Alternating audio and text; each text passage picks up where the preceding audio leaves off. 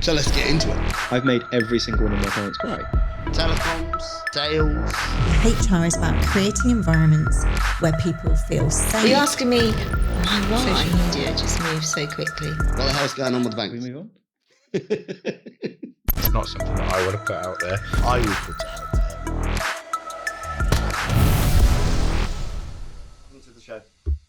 Thank you very much for coming. Nathan, Charlie, on behalf of Microsoft, Nathan, on behalf of Pax8. Very nice to have you guys here. Thanks for having us. Thank you.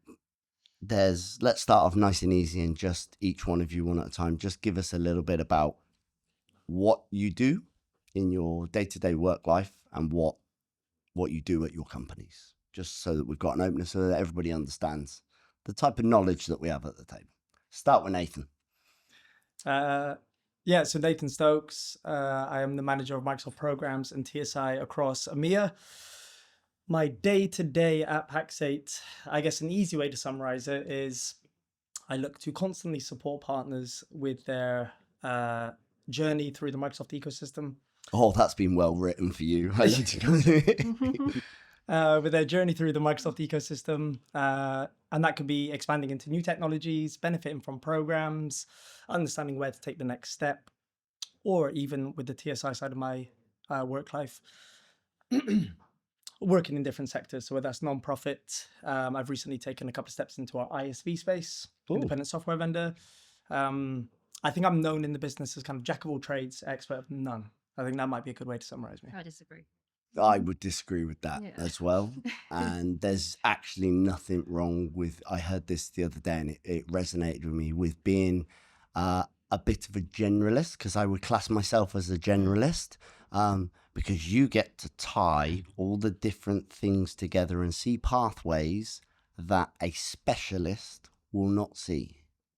And that can make your knowledge for something amazing, because you go, I can tie this into this and this, and that gives a better solution, because we're all solution providers. Microsoft's a solution provider, MSPs are a solution provider, Pax8 are solution providers, right? One of the things that we try not to do is put people into boxes or clients into boxes, and being generalists, I think, is a benefit, not a detriment. So I would say you're a generalist, sir. Suits me. I'd agree. I've done both roles.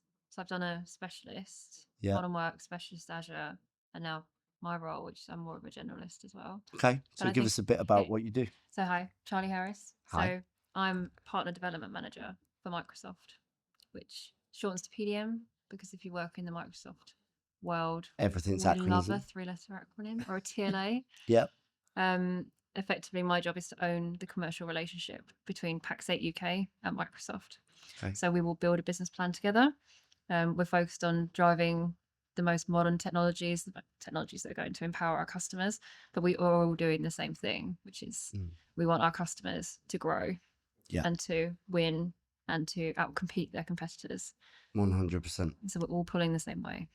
100%. A total agreement with you. And we're all pushing towards AI and automation and technology. What's some of the things that you've seen, Nathan, with the recent, I suppose AI's 2 years old? No, we're in October, so it's technically 2 years old, right? From the public perspective, because AI's really old, but from the public perspective of general use and people actually being able to get their hands onto it, it's 2 years, right? So what have you seen as an uptake or a trend in AI? Are companies actually open to it, or are they scared that we're going to end up with like Skynet? I would say there's been a big split. Okay. The cake has been cut right in the middle. I think there's a lot of businesses that are a bit, what's going to happen? It's going to have access to all my data. What's it going to tell Microsoft? Who's it going to tell what? What's it going to produce from everything it's got access to? And then there's some that see it for what it is, maybe. They see it as a tool. A tool. Exactly. An enhancer, a way to, I guess, to use one of Charlie's lines, to differentiate, beat the competition. I think there's some businesses also that do see this as a trend. They see this is the next step. Yeah, it's the next AR, it's the next metaverse. It's the next right. It's the next thing. Just like it's a fad. It will disappear. And to your point also around, AI is not new. No. I think the way it's been deployed, the way it's been spoken of and used this time round changes it to become, it will be the norm. That's because OpenAI went, how do I train my model the fastest? Let me give it to everybody for free so that they can ask all the stupid questions, all the intelligent questions to it. And all of a sudden we have a big set of data. Yeah, and allowing people just to be able to communicate by a common language. Yeah. That was the biggest win. Wave 2 for me is the thing, being able to talk to my Excel documents with, so when Microsoft put Copilot into Excel, it's kind of cool, but actually to get anything out of it, you kind of need to put it into a pivot table. Right. There's restrictions on it. But now with Wave 2, where you can actually ask it questions, and one that, I don't know who said it, was it you or somebody from Paxset said to me this week, you can ask Copilot what questions you should be asking it about the data set that you're looking at. And that was, so I hadn't thought of it in that way, of using it in that way and going, oh, actually, what questions can I ask you? And then it go, oh yeah, here's a ton of questions that you can ask. So across the board with Copilot, has Microsoft seen a fairly good uptake in Copilot, or have they seen like the same, bit more cautious, a bit more? Is it going well? There's a huge amount of interest in it. I think there's still a little bit of cautions. That's the word I'm looking for. Mostly around security, like you said earlier. What is it going to tell me? Yeah. But the good thing about it is because of ChatGPT, everyone's used it. Yeah, so it's not. Everyone's tried it. Yeah. And so it's not strange to them. No. Yeah. And you said earlier about someone asking about it will help you prompt. It can help you prompt it better now. Yeah. And a lot of people don't realize you can do that. And it's there to kind of help you. But there's a study that we do called the Work Trend Index, which is worth a look. Right. The last report we had of that, which was earlier this year, reported back that AI is being used by 75% of people for work already. Wow. So whether or not your businesses are investing in AI, it's there. The humans are using it. People are already using it. And they're probably using ChatGPT, which they need to not be. So, but it's starting to understand and trying to tap into what it can actually do. Yeah, and getting its abilities. I get asked on a weekly basis by end users and companies, is AI going to replace me? Is it going to take my job? And it's like, no, it actually, the person that knows how to use AI is going to take your job, not the AI itself, or not at least yet. Maybe 10 years down the road, maybe 5 years down the road, when we get to AGI and superintelligence. I mean, we've gone through this before, though. The Industrial Revolution. Well, yeah. I mean, the human cycle has gone through this, where people had to reskill, the workforce changed, the way things were manufactured, produced, changed, and the ecosystem still continued. People reskilled, new jobs were created. The invention of the tractor. Right. Stopped all of the farmers that were using horses and by hand, but we still have farmers. Yeah, I can understand the anxiety around it, but this fear of everything's going to be taken out of human hands is maybe a bit too far for me personally. Yeah, we're not going to get to Skynet anytime soon, basically. Although if Elon has his way and we all end up with Tesla bots in our offices and our houses, this is a whole different ballgame, right? Yeah, it's funny because the topic of robots is creeping up more and more now because of AI. But it depends on what you define as a robot. Most people have a smart device in their home, like a Amazon Alexa or a Google Home. Do we define that as a robot? Lots of people I know have those Hoovers that go around and map your... Yeah, the Robo Hoover thing. Yeah, are we defining that as a robot? And it's interesting because as much as people may say today, I'm not sure if I want someone doing my gardening or my washing or whatever else, it'll be funny that the next generation, that will probably become default. Yeah. And it's also the thing I like about it is people don't like the idea of it, but when they experience it, it's posted on social media, it's spoken to by families. And I want to give you 2 real life examples. We did an event in Birmingham earlier this year, and we went to a restaurant for some food. Waiter came round, ordered the food. We're sitting at the table, and then what came and served us? I know the restaurant you went to. What came and served us our food? It was a robot. And everyone had their phones out. Everyone was laughing, giggling, wanting to post it. Yep. So it's also quite interesting where like, oh, we don't like the idea of this, but if we experience it in like a ad hoc scenario or just a one-off, then it's quite fun. It's quite cool. Yeah. Yeah, it's true. I think I know the restaurant you're talking about. I've been to that chain of restaurants because they do them in the majority of their restaurants. And I took my 2 kids. I have 2 young kids, and they were like, "Oh my god, this is a robot bringing. It's got a face, and the robot's got eyes, and It's blinking. It's blinking at us, and it's bringing us food." I think we're a way off though, even with the Tesla bots and that sort of thing. I think we're a way off, are we not, from actually that being in our everyday lives, like your laptop is, or like your car is. Yeah, like most tech, it's going to be quite expensive when it first launches. Super expensive. Yeah, it's not going to be for everyone. But the rate of innovation will lower the cost of it, the production of it. Yep. And it's. I'm not sure if I'm on the same boat as everyone else when it comes to, we're a little bit scared of this speed of innovation, because at the same time, these are the same people that will have 9 hours worth of screen time on their phone, and they'll do their online banking and they'll do their business communication. So it's just another enhancer. And if it's seen like that, then we'll probably see a quicker adoption. Yeah, I'm in agreement with you. I think it's slow from what I see in the trenches and talking to end users and talking to business owners. It's very much, we like it. We like the look of it. Once they've tested it, they're a bit like, okay, what can it do for us? And it's slowly more than, let's roll it out to every single staff member. I know you at Pax8 have got it rolled out across the board. Right. I'm taking it Microsoft. Every single one of you has Copilot. You're right. Yeah, practice what you preach, right?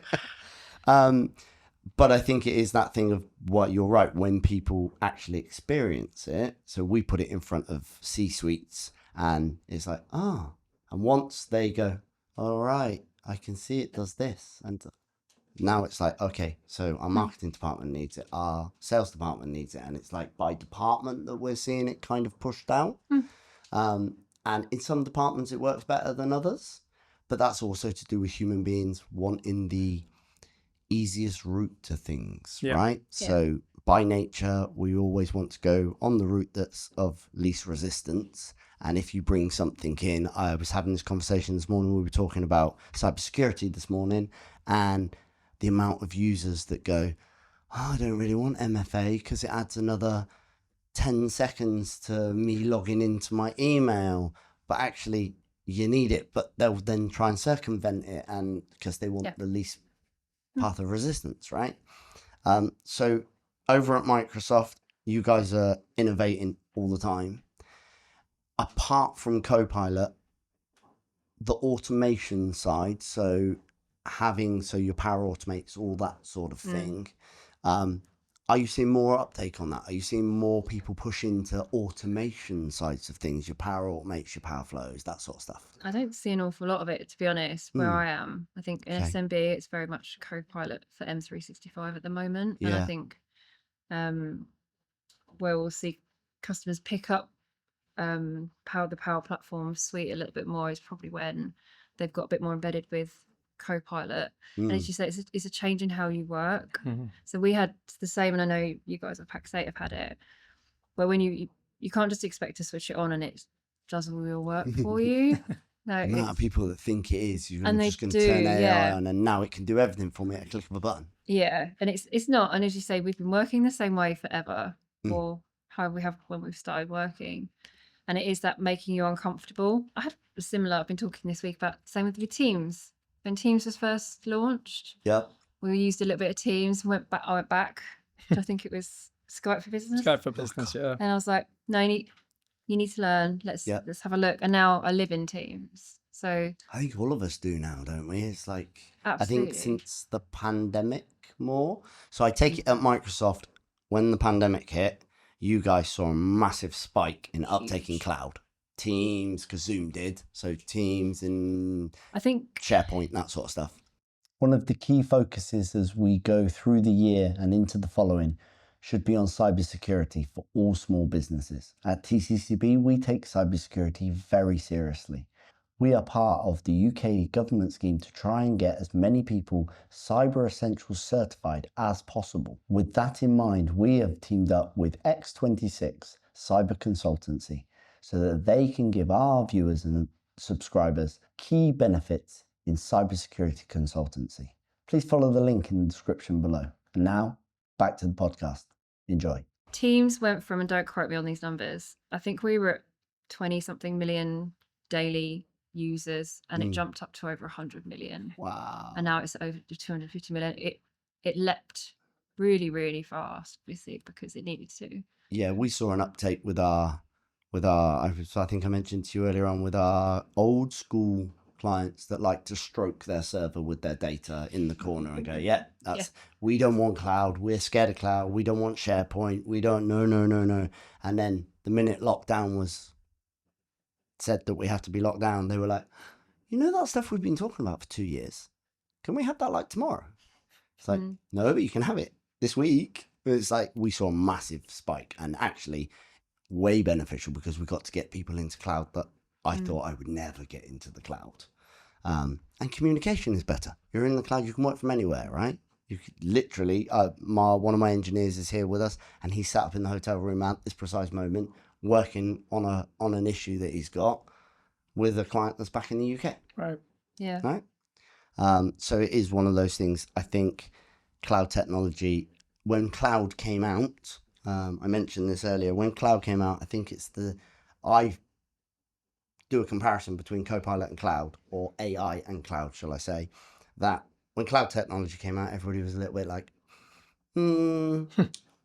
it's cloud, where is it? It's up there. Well, no, it's actually on some servers in a data center, but it's like, I don't know. I like to know that I have my data. And I think we're kind of seeing the same with Copilot. It's, from our perspective, it's like, bit unsure on it. Like you said earlier on, don't know what data it can see, what it's going to do with my data, which a lot more secure in Copilot. I'm going to tell you a joke. I'm going to tell you something I heard this week. Yeah. This week from someone about cloud. I can't remember who it was. I think it was one of your team. In fact, it said they had a conversation with a customer about the cloud, and then he went, "What happens if it rains?" It's like, what the customer did. The customer did. Okay. 50 years ago. Yeah. But I was like, sometimes we're embedded in it, so we know it. Yeah. But we have to remember that our customers are. That's cool. And I just thought it was amazing. It's like, what happens if it rains? Your data falls out. It just lands on the ground. Yeah. We have to pick it back up and dry it off and put it back into the cloud. Yeah, of course. Yeah. What do you think planes do? You think they're just taking people from country to country? Of course not. Yeah, no. It's it is weird, the conversations that we have with people. I suppose you're right. We're all embedded in it, so we live and breathe it on a daily basis. But then when we speak to normal end users that are not embedded in it and don't understand the 3-letter acronyms and the techie jargon, it can be like a whole foreign language. Yeah, right. Like somebody speaking to you in German, right? We're in Germany, and I don't speak a word of German. Right. But I have used ChatGPT this week twice to translate from English to German so that I could get something done. And it worked. And it's the use of, going back to the tool of AI being a tool rather than it actually being a replacement. Is there anything that you think, Nathan, AI shouldn't be used for? I know, a deep one. Yeah. Is there anything that AI shouldn't be used for? Besides creating malicious content and malicious threats and stuff. So that's one of the downsides with any innovation. That bad actors and criminals will obviously use it in their own way. Have you seen the OpenAI report? Sorry to jump off subject. No, I'll no, come back no. to that one. But have you seen the OpenAI report that came out about just this year alone that they can see over 20 malicious actors from states that have been using ChatGPT to try and make better their malicious code, to the point that they even tried using it to spearfish OpenAI. Wow. So they used Wow. ChatGPT to try and Yeah. spearfish OpenAI. Apparently it was unsuccessful, but it gets used for bad as well as good, right? Yeah, definitely. Where would I not want it to be used? Is there anything that you wouldn't want it to be used in? Well, that's the thing. That's the kind of moral compass question. It's like you know, immediately when you asked the question, I was thinking warfare. Yeah, 100%. Because, but then it's just such a dynamic thought, because it depends on, you know, who starts what and what's happening, who's got what budget, what country, region. Yep. So you know, you may be on one stand that be like, oh no, I wish they could use it because it'll give them an advantage and they're the underdogs and they're whatever else. Okay. But then if one uses it, they're all going to use it, right? Yeah. What I would like to see, and credit to Microsoft, Satya, I know is on the board, that kind of AI compliance, that AI safety, that AI responsible AI piece. I want that to be spoken about more. I want it to be prioritized more, because and it's actually ironic, this conversation of like healthy AI or good AI, because someone in my team, we were speaking about, I think it was from one of the keynotes actually. It was when do you remember when the Nancy showed played a 10-second clip of Drake singing? Yep. And they were outside and they were like, oh my God, like they're going to take my face and they're going to make me say these malicious things and whatever else. And it's like, from when we talk about responsible AI, those are the kind of things we need to make sure it's shut down, because if we look at a lot of innovation tech based, normally there's normally a lot more pros than cons. Yes. If you think about where, you know, we've been in this season, shall we call it, of a lot of theory. Like that season. We've been in this season of theory and concept, and where, you know, where AI is going to go. And, you know, we're in the midst of this ridiculous speed of innovation by companies like OpenAI. And there is so much good that can come from it, right? If you could imagine, let's look at a recent natural disaster, what Florida had to deal with. Oh, yeah. Imagine if we had a level of intelligence through AI that could predict that 6 months in advance. Wow. A year in advance. Imagine if you could, you know, for people that suffer with physical illness, imagine if they could predict that in 2, 3, 4 years, and all of a sudden treatment and lifestyle could change. Would you use an AI doctor if Yes. it was there? Yeah, I would. If there was an AI program that could help with an algorithm with you know, blood results, whatever it may be, looking at past DNA of family, and it could predict something happening, then yeah, of course, because it doesn't just enrich the person it's treating, it feeds into the data of more people. So then all of a sudden everyone's health, or everyone's body's individual anyway, but all of a sudden you can then start to heal regions that maybe don't have as much money themselves, by just having buckets of data on personnel or size or type. So it would benefit the world. So yeah, I love the responsible AI piece, and I think AI could be installed into nearly every facet of our existence to benefit us. But you've always got that concern of how is it going to be used by the bad guys. Do you think though that from an outsider's perspective, because even though I'm an MSP, I'm not as far involved as you guys are, and the information that you guys know, right, about AI and about the things that come down. Do you think generally they OpenAI kind of let the genie out the bottle before anybody thought about like policies and how AI should be like governed? There was no governance when ChatGPT came out. It's now being thought about, and it's now being talked about, and they're now putting. Is it a little bit? I don't know if it's too late, but it's like one of those things of trying to put a policy in place after something because everybody's already got their hands on it. Is it kind of working backwards? I think the principles of responsible AI, we've had them for a long time. Yeah. I think, if you remember the snow leopard advert on TV, Yep. that was a long time ago, and that was a long time ago. That was AI being used to drive sustainability and from the snow leopard perspective, I think probably it's just more popular now because Gen AI is so prevalent. And people are asking questions, like you say, the negative as well as the positive. I think probably the one thing to take away from Copilot for 365, when we think about visibility, and it can only see what you're allowed to see.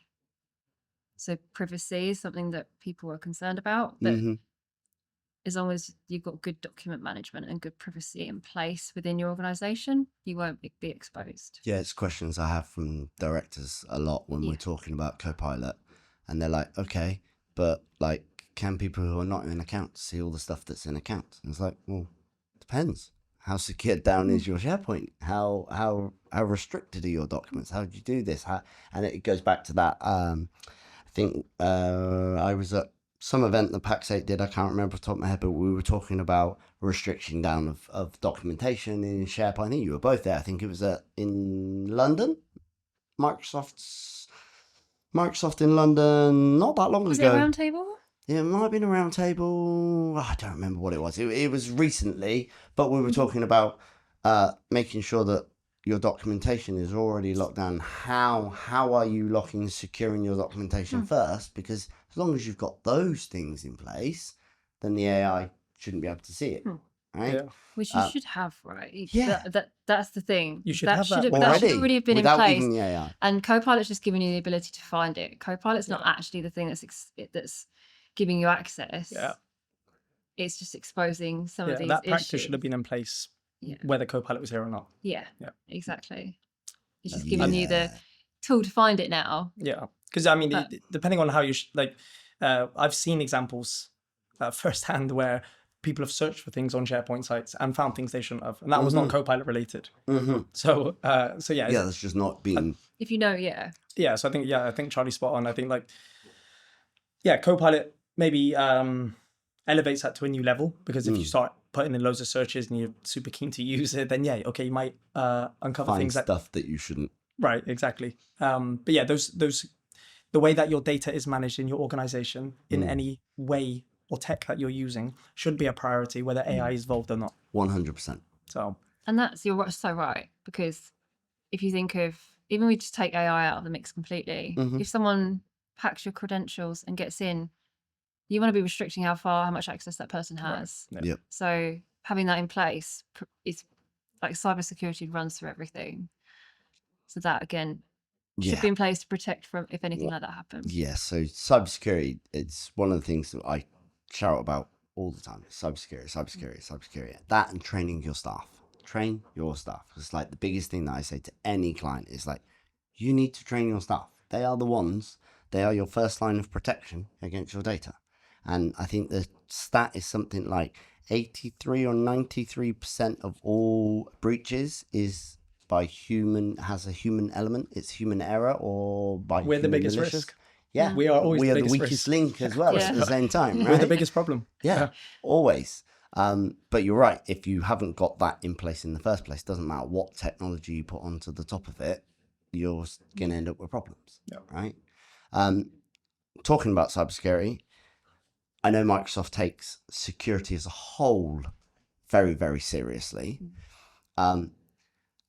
When it comes down to the product range of 365 and cloud and Azure and all of that, how are they helping partners?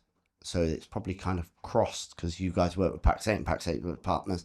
How are they helping partners to understand the risks in not securing down their systems?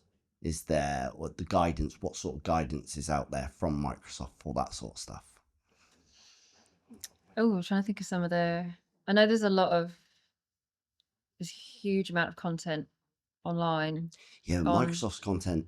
I love Microsoft. I'm a Microsoft house, but sometimes it's a mass amount of content that we try to read through, and it's like I usually just pick up the phone to Jack or go, can you reach out to Nathan? I need to understand how this bit works, because it's a lot of data out there. There's simple things. There are easier things that some partners can do. I mean, one of a good place to start is the Microsoft Secure Score. Yes. getting a rough understanding of where that tenant and customer is, because that at least gives you a pathway and a number to work against.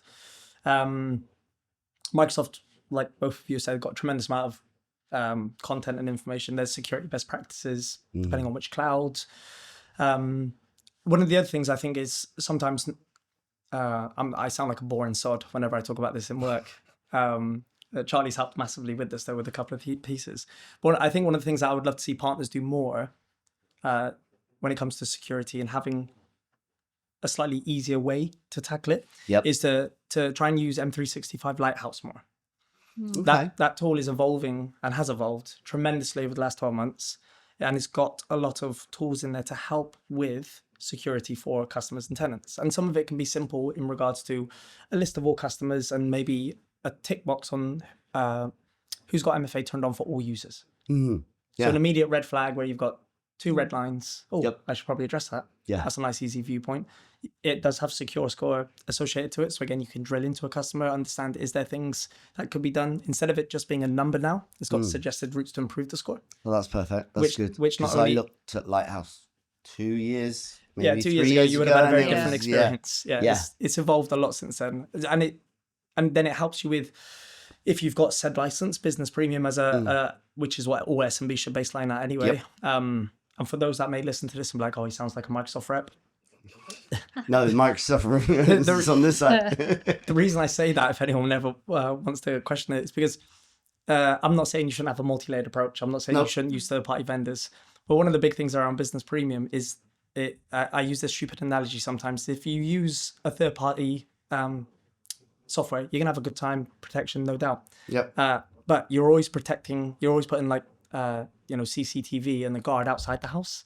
Yep. Some of the Business Premium tools help you protect what's already in the house. Yes. And like that's a really important thing for people to remember. Business Premium is not just Defender. There's also tools to make sure you're protecting what's already in the house. But going back to Lighthouse. Yeah, so you can. That's a great place to start for visual aid of what can I improve where. What are the steps to? Because they now give you the suggested steps, which can then lead, because I've said this to a few other partners. I weirdly, and people that listen to this probably think he's bonkers anyway, but I weirdly think having a good security approach and play is actually a productivity enhancer. The reason for it is that you'll have less mess to deal with, less things that go wrong. It means you can actually freely work with. It doesn't matter if it's just simply less spam in the mailbox. It can actually be a productivity enhancer. And also for the partners, it's upsell opportunity. Because if you've got a secure score that's low and you've got a customer who is a little bit precious about their business and data, and they're not using something like Business Premium and the suggested tools to get their score up to set amount, you've now got an easy conversation. And then 100%. Lighthouse also now doubles down with something called Sales Advisor, which will now give you essentially a sales cycle to approach said subject. It has grown quite a lot since the last time I looked at it then. Yeah, it's pretty when cool. I looked at it, my experience was completely different. Yeah, that's pretty cool. Okay, I like it. So if you guys had one thing that you would advise any small business out there that they should do or shouldn't do in order to make their lives more efficient or easier or more profitable or whatever it is, to make their lives better, because that's what we like doing. It's what majority of us achieve to do as solution providers, is to provide a solution to the problems that's out there. So we'll start with you, Nathan. One thing. Well, you can give me multiple. I'm all right with multiple, no problem whatsoever. One thing to help people's lives through the partner's lens. Yeah, through a partner's lens. Through the partner's lens. I think that one thing that's becoming even more apparent because of the speed of innovation, because of clients' needs, changing landscape. Don't think partnering with a partner, and this is not a Paxate plug, this is just general, like partnering with a partner to support you with things you are not strong at the moment. I'll share some information around what we see at Paxate. When partners work with Paxate, and this can be a partner who's, I'll be very specific, around Azure, let's say Azure Virtual Desktop, or migrations. When a partner works with Paxate to leverage our skill set to support them with capabilities they don't have today and capacity they don't have today, we see that business scale so much faster because now all of a sudden they didn't have to hire someone, which is an expense and comes at risk. They didn't have to say no to business, and they can go to market with a new offering. And at the same time, the last benefit is they get to train whilst business is occurring. So there is literally, so I don't mind what the partnership looks like, but one tip I would give is don't turn down a partnership in the ecosystem that can add something to your organization. Will there be a small loss? Because there'll be some people watching this that will be like, but I'll lose the professional service. I completely understand. I lose that extra bit. But if you don't have that offering today, you're only adding to everything to do with your business now, and in time you can take it over. So that'll be a big one. You'll end up losing your client because if you try and do it without the knowledge, you'll leverage partnerships. And then, I mean, I'm smiling because throughout this entire event, obviously, community is part of the ecosystem for Pax8, right? But throughout this entire event, every single conversation I have had over the last 3 days has all been around sharing knowledge and community and being able to do stuff with other MSPs from my side of point of view that have skill sets that I do not have skill sets in-house for. Like pen testing. I don't have a skill set for pen testing. I have a partner now, a Pax8 partner, MSP, who does pen testing. That means I don't have to use the big corporates that we've been using before, which tons of red tape and is a pain in the bloody ass, to be completely honest. But that's through community. That's through not looking at everybody as a competitor. And I think that's where, from my point of view, where Pax8 stands out against a lot of the other disties out there. Because I don't class Pax8 as a disty, really. Marketplace. Yeah, you are marketplace. Yeah. That's been mentioned quite a lot. But I think it's in like 3-foot letters around the corner. Yeah. So, just to remind you.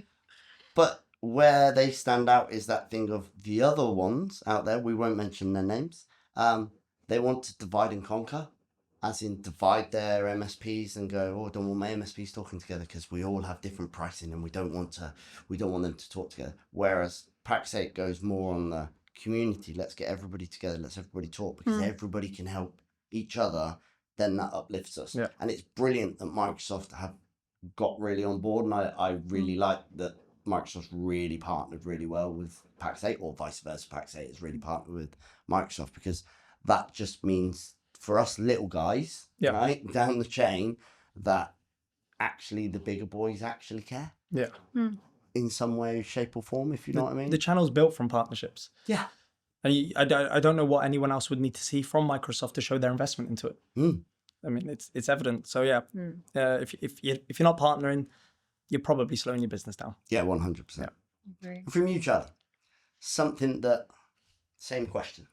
So I want to look at it from a customer lens. Yeah, perfect. And I think looking at AI, it's taking a step back. So thinking about their business, but taking that step back from, I think what we see a lot of customers doing is they're sticky plastering, particularly around security. Security is another one. He's always focused on security. Yeah, always. But for AI, I think what we found is step back. Think, what do you want to do in a year, 2 years, 5 years? What does your business want to look like? Where does that, because most SMBs, you want to be acquiring, you want to be retiring maybe, or that's kind of how your business, that's the vision for your business, right? And why you exist. So how do you think AI is going to fit into that? Because it's a journey. It's not, as we said earlier, don't switch it on and it's going to do everything. That would be amazing. Switch it on, right? I can just leave my business now. It's on auto. AI is taking care of the whole lot. Okay. And this is where partnerships with yourself and like Pax8 help, because you guys have got all of this experience and you can help be that advisor to the customers. So those are probably my two. I know you said one, but two. That's perfect. I don't mind having two. I don't mind having two at all. That's brilliant. That helps. I mean, as I said at the beginning, the whole aim of what we do is that if we can help one other business owner or one other MSP out there not make a mistake or do something they didn't know about. Like today, we spoke about Copilot, we spoke about cybersecurity, we spoke about automation. there are some businesses, and I've spoken to some MSPs out there that when I talk to them, I'm like, so I spoke to one last night, right?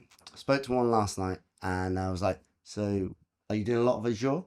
He's like, no. I was like, but you are, because are you Microsoft? Yes. 365? Yes. So you are doing Azure, because it's all wired back into Azure in one way or another, right? And he's like, oh. I was like, but we don't understand it. And it's like, so you just need to talk to your account manager, which is what I said to them, was talk to your account manager. You need to speak to Nathan, is what you need to do, so that you can understand why it's available. Everyone needs to speak to Nathan. Everyone needs to speak to Nathan. Yeah. That's why I wanted Nathan on the podcast. That's why I was like, Don't he was blame the me. first one I booked when I knew I was coming. I was like, Nathan, I want you on my podcast. Ooh. Thank you very much, guys. Oh, thank you. Thank you for I having think us. there is loads of valuable information for MSPs and for businesses out there. And it's great that you guys, we're a small channel, but it's great that you guys, Pax8, have given us the world when we came here, because it's like they've sorted everything out for us, give us a room to podcast in. So that's been brilliant. And it is community spirit. I think from all the talks that I've watched while I was here, whether it's talking about Microsoft stuff, whether it's talking about Pax8 stuff, whether it's talking about cybersecurity stuff, it is that community is like key. It's pushing really community.